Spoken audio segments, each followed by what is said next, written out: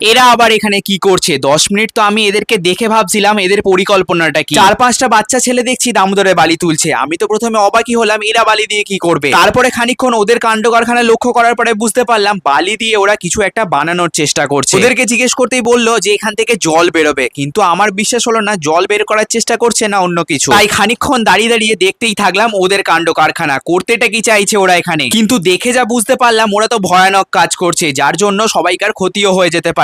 ছোট ছোট বাচ্চা ছেলেগুলোর মাথায় কিরকম বদমাশি বুদ্ধি সেটাই তোমরা দেখো। বড় বড় গর্ত খুঁড়ে সেখান থেকে বালি বের করছে, আর গর্তগুলো যখন বড় হয়ে যাচ্ছে তখন বালিগুলোকে দূরে নিয়ে গিয়ে ফেলে দিচ্ছে। আর তারপরেই তো করছে সেই বদমাশি কাজটা, বস্তা দিয়ে গর্তের মুখগুলো ঢেকে দিচ্ছে, তারপরে বালি চাপা দিয়ে দিচ্ছে। আর আমার মতন যখন কেউ এখানে ঘুরতে আসবে বালিতে, এমন পা ঢুকে পড়বে যে তার পা ভেঙেও যেতে পারে। খেলার ছলে যে কাজটা করছে সেটা যে কতটা ভয়ঙ্কর হতে পারে সেটা ওরা জানেও না। তাই ওদেরকে বললাম এরকম বস্তা দিয়ে চাপা দিস না, পড়ে যেতে পারে কেউ। আর তারপরে মন্দিরে চলে এলাম।